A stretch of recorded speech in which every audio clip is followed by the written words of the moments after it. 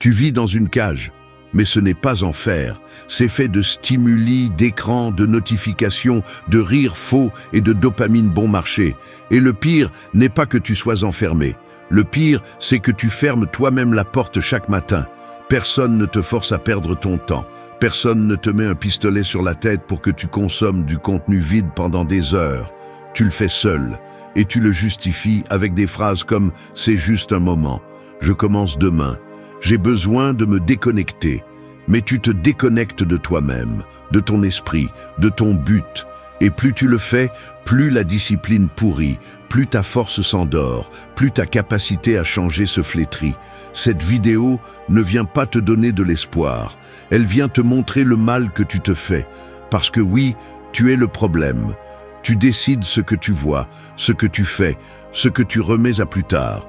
Tu choisis si tu passes la journée à entraîner ton caractère ou à le détruire avec des futilités.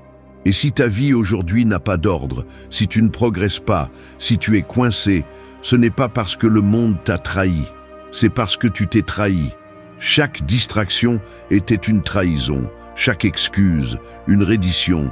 Chaque jour gaspillé, un acte de lâcheté déguisé en « je vais bien ». Ce que je dis te dérange? Parfait. Parce que l'inconfort est le premier pas vers l'éveil. Et cette vidéo n'est pas faite pour te faire sentir bien, elle est faite pour te faire réagir, pour briser cette bulle d'auto-tromperie dans laquelle tu t'es enfermé. Pour que tu comprennes, une fois pour toutes, que la discipline n'est pas une option, c'est une nécessité. Que le contenu que tu consommes façonne ton destin. Que ton temps vaut plus que tout le divertissement du monde. Reste jusqu'à la fin. Parce que ce qui suit n'est pas une motivation vide.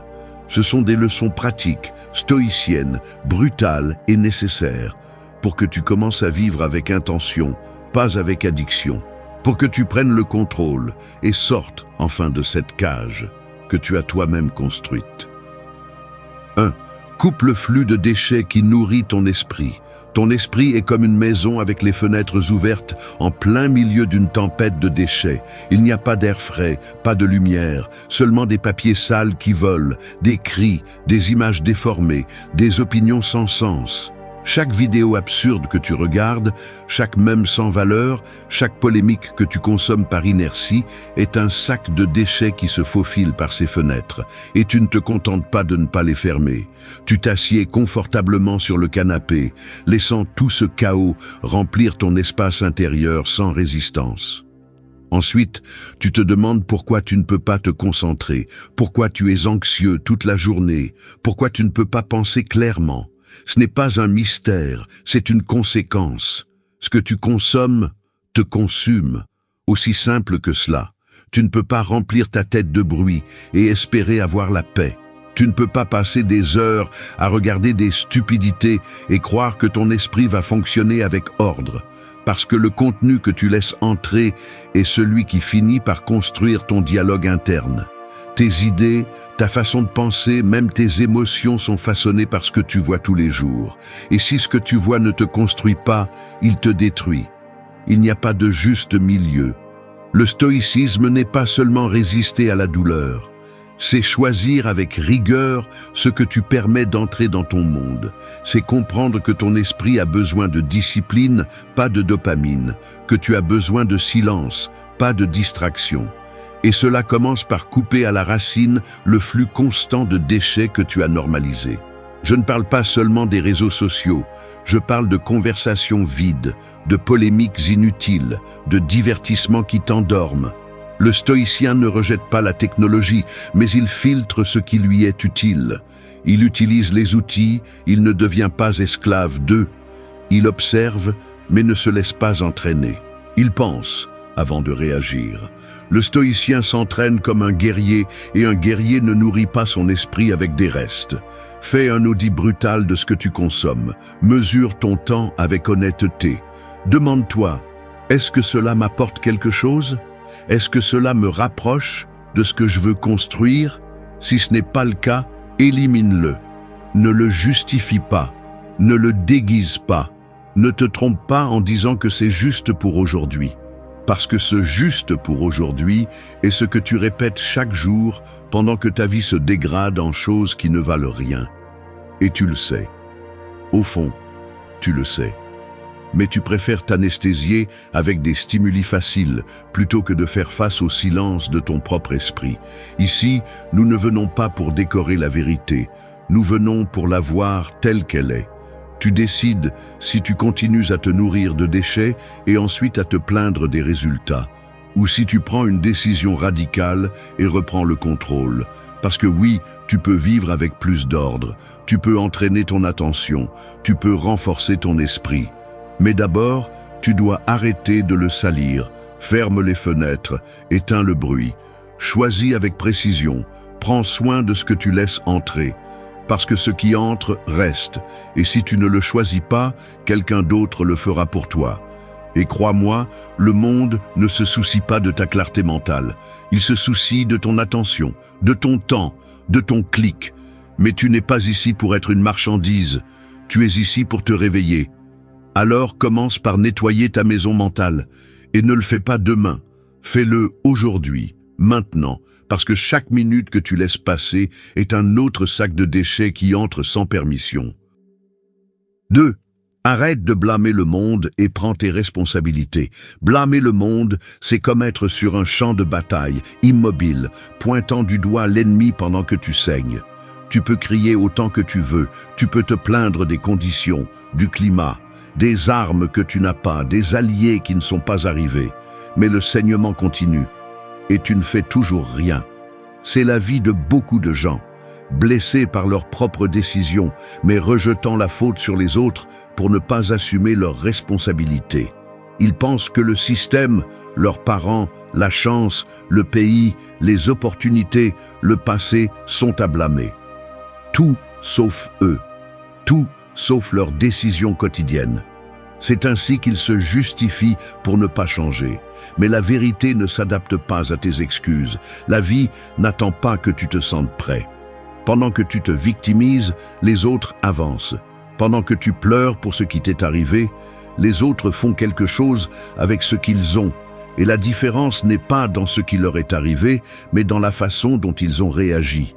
C'est ça, la véritable liberté. Ne pas choisir ce qui t'arrive, mais décider de ce que tu fais avec. Et toi, si tu veux être libre, tu dois commencer par arrêter de blâmer tout ce qui t'entoure. Le stoïcisme ne consiste pas à s'apitoyer sur soi-même. Il consiste à prendre ses responsabilités, à regarder la réalité en face et à dire « Cela dépend de moi ».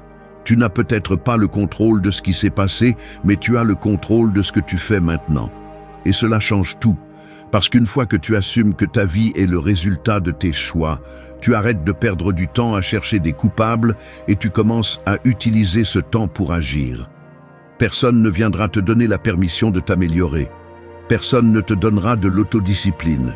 Personne ne te réveillera chaque matin avec un sens. Cela ne vient que lorsque tu assumes la responsabilité. Ne confonds pas responsabilité et culpabilité. La culpabilité, c'est rester coincé dans le passé, te flageller pour ce que tu as fait ou n'as pas fait. La responsabilité, c'est reconnaître que, à partir d'aujourd'hui, tu as le pouvoir de décider différemment. Que tu ne peux plus continuer à pointer du doigt le monde pendant que tu t'enfonces. Parce que c'est toi qui le fais.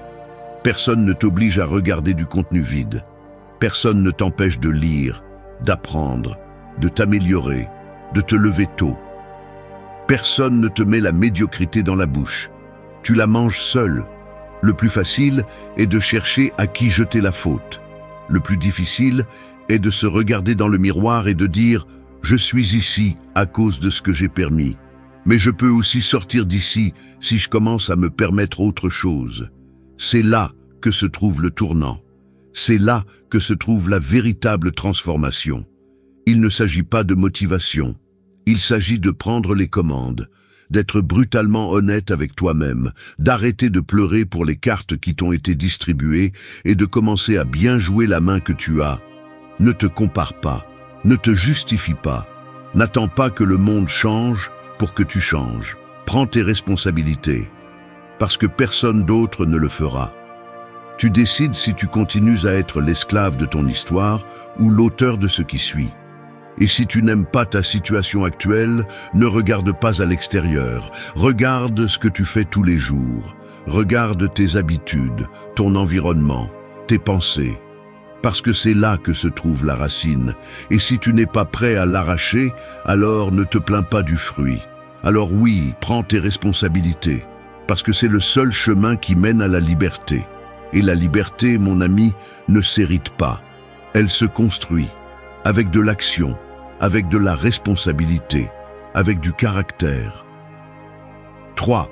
Protège ton temps comme si c'était ta vie, parce que c'est le cas. Si quelqu'un entrait chez toi tous les jours et prenait des billets de ton portefeuille sans demander la permission, tu l'arrêterais. Si quelqu'un volait ta nourriture dans ton assiette, tu le confronterais. Mais il y a quelque chose de beaucoup plus précieux qu'on te prend, et tu ne fais rien. Ton temps.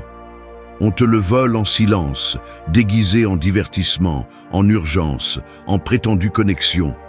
Chaque notification qui t'interrompt, chaque conversation qui ne mène nulle part, chaque minute que tu prends pour acquise, est une autre attaque silencieuse. Et tu ne fais pas que ne pas l'arrêter, tu l'applaudis, tu l'invites. Tu le normalises, tu vis comme si l'horloge n'avait pas d'importance, comme si tu allais toujours avoir demain, comme si ta vie ne se décomposait pas minute par minute. Mais le temps ne se récupère pas, il ne se stocke pas, il ne se renouvelle pas, il se dépense. Et chaque seconde que tu utilises pour quelque chose qui ne te construit pas est une seconde que tu voles à ce qui compte vraiment. Ton focus, ta croissance, tes objectifs, ton bien-être. Il ne s'agit pas de remplir chaque heure avec une productivité vide. Il s'agit de comprendre que ton temps est ta ressource la plus sacrée, que ce que tu fais avec lui définit qui tu es. Et si tu le donnes par habitude, par peur d'être laissé de côté, par besoin de distraction, alors tu vends ta vie pour des miettes. Les stoïciens le savaient bien. Ils disaient que ce n'est pas que nous avons peu de temps, mais que nous en gaspillons beaucoup. Et ils avaient raison. Tu n'as pas besoin de journées plus longues, tu as besoin de présence, de clarté et de décision. Tu as besoin de protéger ton temps comme un soldat protège sa forteresse, parce que tout ce qui t'entoure est en compétition pour lui. Les réseaux veulent ton attention, les médias veulent tes émotions, d'autres veulent ton énergie, mais personne ne le valorise comme tu devrais le faire. Parce que seul toi sais combien il te coûte de te concentrer, combien la procrastination te pèse, combien de fois tu as senti que la journée s'est écoulée sans que tu aies fait quoi que ce soit d'important. Protéger ton temps ne signifie pas devenir antisocial, c'est devenir conscient. C'est apprendre à dire non, à te déconnecter sans culpabilité, à t'organiser avec intention. C'est regarder ton calendrier et voir un reflet de tes priorités, pas un chaos d'engagement que tu n'as pas choisi.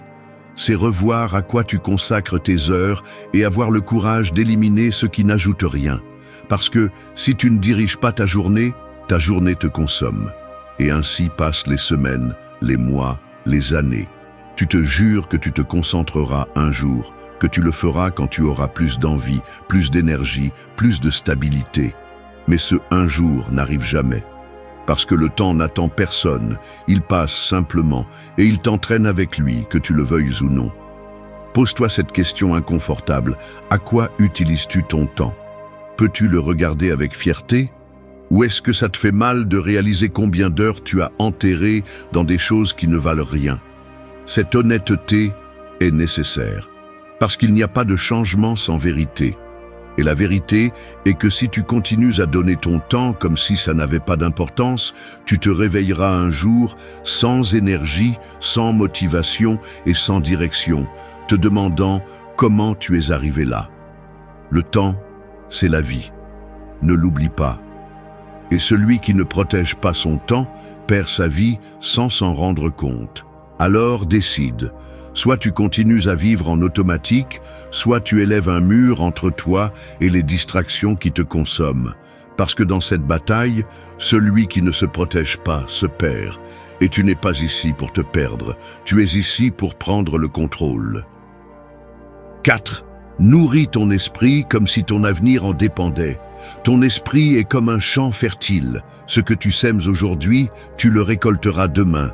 Mais si tu le laisses à l'abandon, si tu le remplis de déchets au lieu de nutriments, la seule chose qui poussera sera des mauvaises herbes. Des idées faibles, des croyances limitantes, des pensées répétitives qui ne mènent nulle part. La plupart des gens vivent avec un terrain mental infesté de mauvaises graines, et pourtant, ils espèrent récolter des fruits. Ils espèrent de la clarté, de la concentration, un but, mais ils sèment la paresse, la distraction et le bruit. Ils nourrissent leur esprit avec ce qui est le moins cher, le plus facile, le plus immédiat. Et ils sont surpris lorsque leur vie est remplie d'anxiété, de confusion et de manque de direction. On ne peut pas construire un avenir solide avec un esprit faible. Et un esprit faible est le résultat d'années de négligence. D'avoir choisi le divertissement plutôt que l'éducation, d'avoir préféré les mêmes aux livres, les potins aux idées, les polémiques à la sagesse. Le problème n'est pas seulement ce que tu consommes, mais comment cela te forme. Car chaque chose que tu laisses entrer te transforme. Elle façonne ta façon de voir le monde, de penser, de réagir. Et si ce n'est pas toi qui choisis quoi nourrir, alors le monde le fera pour toi. Et le monde ne te donnera pas ce dont tu as besoin, seulement ce qu'il vend, seulement ce qui divertit, seulement ce qui endort. Les stoïciens étaient sélectifs avec ce qu'ils laissaient entrer dans leur esprit.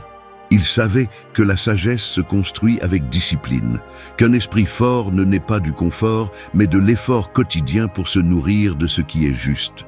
Lecture, réflexion, écriture, dialogue profond. Ils ne remplissaient pas leur temps avec du bruit, ils l'utilisaient pour construire la pensée. Et toi, si tu veux arrêter de vivre à la merci de tes impulsions, si tu veux avancer avec clarté, tu dois faire la même chose. Tu dois faire de la nourriture mentale une priorité, pas une option occasionnelle. Prends la responsabilité de ce que tu consommes. Parce que si tu ne prends pas soin de ton esprit, personne d'autre ne le fera. Lis tous les jours, même un peu. Réfléchis à ce que tu vois. Filtre l'information. Choisis avec discernement. Tout ce qui est populaire n'est pas utile. Tout ce qui est viral ne te fait pas du bien. Ton avenir dépend de ta clarté mentale, et ta clarté dépend de ce que tu sèmes chaque jour. Tu ne peux pas continuer à nourrir ta tête avec des futilités et espérer des résultats extraordinaires. C'est de l'auto-tromperie, c'est vivre en contradiction. Et non, tu n'as pas besoin d'être un génie pour commencer. Tu as besoin de constance, tu as besoin d'une soif de vérité, tu as besoin de couper le régime de contenu vide et de commencer à te nourrir d'idées qui te défient, qui te secouent, qui t'élargissent. Parce qu'au final, il ne s'agit pas d'accumuler des données, il s'agit de changer la façon dont tu penses. Et cela n'arrive que lorsque tu te nourris de contenu qui a du poids, de mots qui te forcent à grandir, de connaissances qui te rendent le contrôle sur toi-même. La plupart des gens ne échouent pas par manque d'intelligence, ils échouent par manque de direction. Et la direction se construit en nourrissant bien l'esprit. Alors, regarde-toi avec honnêteté. Qu'est-ce que tu laisses entrer? Qu'est-ce que tu cultives dans ton champ mental? Si ce que tu sèmes n'a pas de valeur, n'attends pas que ta vie en ait. Parce que ce qui semble inoffensif aujourd'hui sera la limite que tu ne peux pas franchir demain. Et ce qui semble difficile aujourd'hui sera la force qui te soutient demain. Nourris ton esprit comme si ton avenir en dépendait, parce qu'il en dépend. Et si tu ne le fais pas, quelqu'un d'autre le fera pour toi. Mais tu n'aimeras pas le résultat. 5. Réveillez-vous chaque jour avec une intention claire. Se réveiller sans intention, c'est comme monter dans un train sans savoir où il va. Vous vous asseyez, regardez par la fenêtre, le paysage change, mais vous n'avez aucune idée de si vous vous rapprochez ou vous éloignez de ce qui compte vraiment. Vous êtes juste en mouvement, et comme le train avance, vous pensez que vous aussi. Mais non, vous vous laissez porter.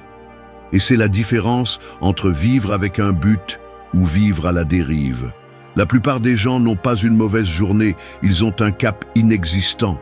Ils se lèvent parce que le corps ne peut plus dormir, pas parce que l'esprit est dirigé. Ils se traînent dans la routine, sans intention, sans concentration, sans clarté. Et puis ils se demandent pourquoi ils n'avancent pas. Une vie puissante ne se construit pas par accident. Elle se construit à partir de la première pensée de la journée. Car ce que vous faites dans la première heure du matin définit le ton de tout le reste.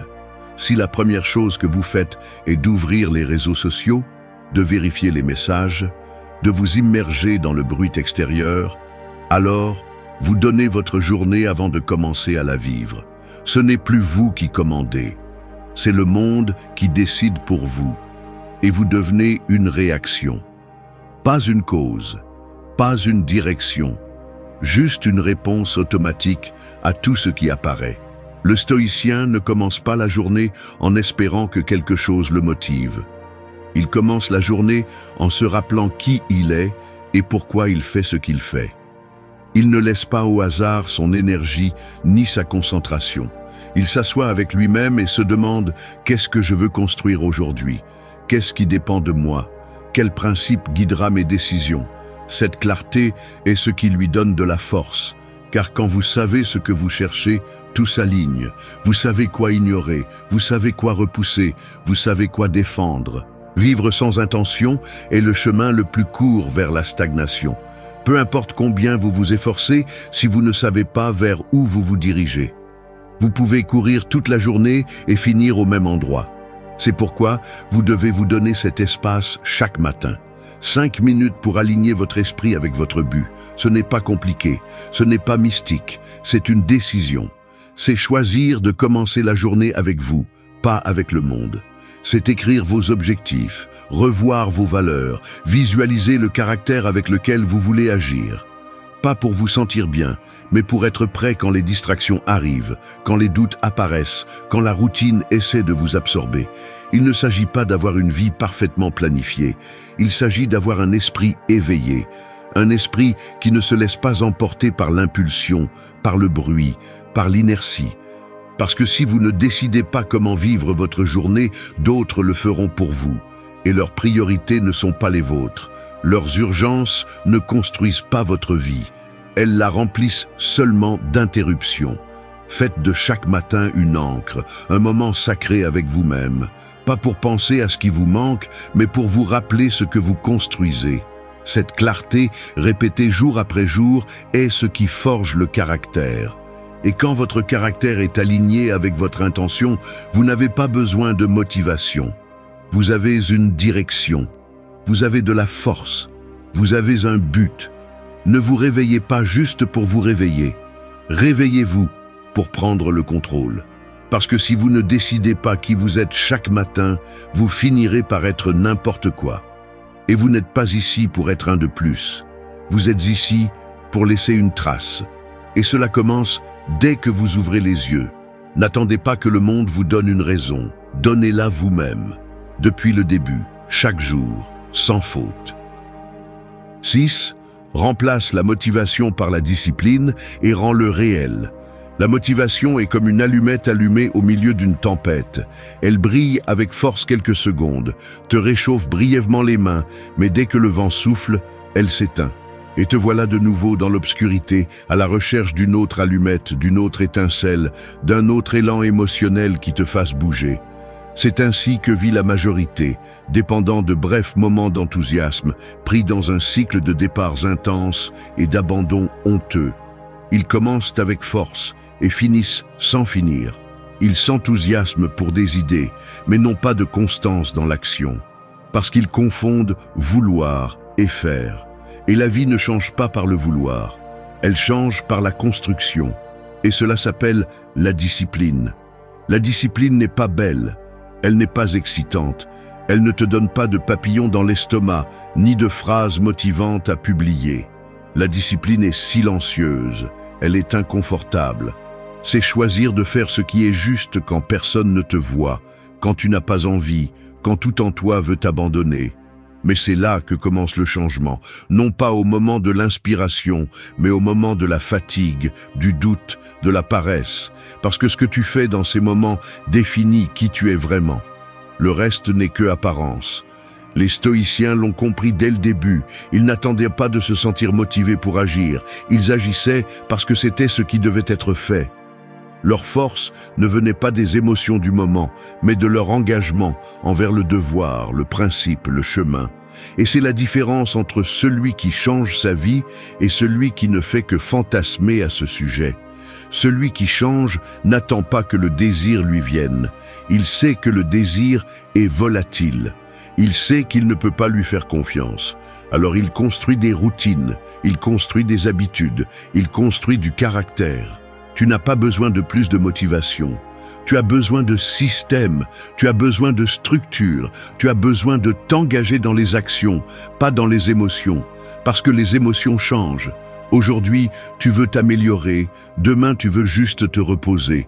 Aujourd'hui, tu es inspiré, demain tu ne veux pas te lever. Et si tu te laisses gouverner par cela, ta vie sera une montagne russe, sans contrôle, pleine de débuts prometteurs et de fins décevantes. Change cela. Décide aujourd'hui que tu vas faire ce qu'il faut, même si tu n'en as pas envie.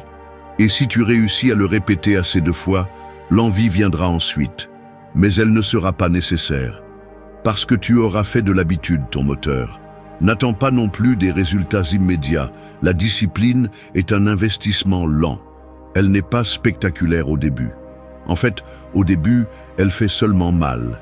Elle te fatigue, elle te frustre. Mais ce malaise est la preuve que tu sors du cycle de médiocrité dans lequel tu as été. Cette résistance interne est ton signal d'avancement. Parce que si tout était facile, tu resterais le même. La transformation exige de la friction. Et la discipline est ce feu constant qui te polit, qui te renforce, qui te rend fiable, même pour toi-même. Arrête de dire que tu ne peux pas être constant. Ce n'est pas vrai. Tu es constant avec tes excuses. Tu es constant avec tes distractions. Tu es constant avec tes routines inutiles. Alors, il ne s'agit pas de savoir si tu peux ou non. Il s'agit de savoir si tu es prêt à appliquer cette constance à ce qui compte. Personne ne va te forcer. Personne ne va te lever chaque matin. Personne ne va faire le travail à ta place. Alors soit tu te disciplines, soit tu te résignes. Et si tu te résignes, ne te plains pas. Rends-le réel. Plus de mots, plus de listes vides, plus de départs qui ne mènent nulle part. Décide, agis, répète. Tous les jours, c'est la formule, sans fioriture, sans magie. Juste toi, face à ta paresse, tes excuses, ton chaos, et en choisissant encore et encore ce qui te construit. C'est ça la discipline, et c'est la seule vraie sortie. 7. Si tu continues à être entouré de médiocrité, ne te plains pas du résultat. Vivre entouré de médiocrité, c'est comme marcher avec les pieds attachés à des sacs de sable. Peu importe combien tu essaies d'avancer, quelque chose te tire toujours vers le bas. Tu ne le remarques pas au début parce que la charge est légère, tu t'y habitues. Mais avec le temps, ces sacs grossissent. Ils se remplissent d'habitudes étrangères, d'excuses partagées, de phrases répétées comme « il est normal de toujours échouer, personne n'a tout clair, profite sans trop penser ». Et un jour tu te réveilles avec l'esprit engourdi, sans motivation, sans direction, répétant les mêmes erreurs que tu entends tous les jours, parce que ce qui t'entoure te façonne. Et si tu t'entoures de personnes qui célèbrent la médiocrité, tôt ou tard, tu finiras par l'applaudir aussi. Il ne s'agit pas de se croire supérieur, il s'agit d'être conscient de son environnement, de comprendre que les personnes qui t'entourent affectent ta mentalité, tes décisions, tes normes. Si tout le monde autour de toi normalise la paresse, tu vas commencer à justifier la tienne. Si tout le monde se contente du minimum, tu vas voir l'effort comme exagéré. C'est une question de temps. Parce que la médiocrité se déguise en confort, en appartenance, en acceptation. Et le pire, c'est que parfois tu préfères t'intégrer plutôt que d'avancer. Tu préfères ne pas déranger plutôt que de te démarquer. Tu préfères être un de plus plutôt que de faire face à la solitude de rompre avec la norme. Le stoïcisme est exigeant. Il te dit que si tu veux une vie de valeur, tu dois t'entourer de choses et de personnes qui le reflètent. Tu ne peux pas vivre avec concentration si tes conversations sont remplies de plaintes. Tu ne peux pas construire de discipline si tes amis ne célèbrent que les vendredis soirs. Tu ne peux pas te renforcer si ce que tu vois, ce que tu entends et avec qui tu partages ne fait que renforcer tes pires habitudes. Et cela ne signifie pas couper avec tout le monde. Cela signifie choisir. Choisir à qui tu donnes ton énergie, ton attention, ton temps. Parce que cela fait aussi partie de ton environnement. Ce n'est pas seulement l'endroit où tu vis. C'est l'air que tu respires tous les jours. C'est la mentalité que tu absorbes sans le remarquer. C'est l'énergie que tu échanges. T'entourer de médiocrité, c'est choisir de rester où tu es. Et ce n'est pas un hasard si chaque fois que tu essaies de t'améliorer, tu ressens de la résistance. Des commentaires passifs-agressifs, des moqueries déguisées en blagues, des conseils mal intentionnés qui te poussent à nouveau vers la moyenne. Tout le monde ne veut pas que tu changes, parce que si tu le fais, tu leur montres ce qu'ils ne font pas. Et cela dérange. Alors, ils te poussent à revenir, à être le même qu'avant, à ne pas te démarquer. Mais tu ne peux pas continuer à baisser tes normes pour ne pas déranger. Tu ne peux pas continuer à être moins pour que les autres ne se sentent pas mal à l'aise. Si tu le fais, tu renonces à ton progrès pour l'acceptation de personnes qui ne sont pas intéressées à grandir. Pose-toi une question directe. Les personnes que tu fréquentes le plus te poussent-elles ou te freinent-elles? T'inspirent-elles à être meilleur ou te tirent-elles toujours au même point? Parce que si ce que tu entends chaque jour est de la médiocrité, ne sois pas surpris si tes résultats le sont aussi. Personne ne construit une mentalité forte dans un environnement faible. Personne ne crée quelque chose de grand entouré de personnes qui ne croient en rien. Sois sélectif. Peut-être que ça fera mal au début, peut-être que tu te retrouveras seul pendant un certain temps. Mais il vaut mieux être seul en construisant qu'accompagné en s'effondrant. Et quand tu changes ton environnement, l'environnement change avec toi. Ce que tu tolères aujourd'hui définit ce que tu permets demain. Alors, si tu ne veux pas rester coincé dans la médiocrité, commence par rompre avec elle, parce que personne ne grandit là où tout est justifié. Et tu n'es pas ici pour te justifier, tu es ici pour te surpasser. 8. Fais de chaque nuit un jugement honnête de ton chemin. Chaque jour est une bataille, et chaque nuit est le jugement. Imagine-le comme un tribunal silencieux où tu es le seul présent. Sans masque, sans témoin, sans applaudissements. Juste toi, face à toi. La question est simple mais brutale. Aujourd'hui, as-tu vécu comme quelqu'un qui se respecte ou comme quelqu'un qui s'abandonne?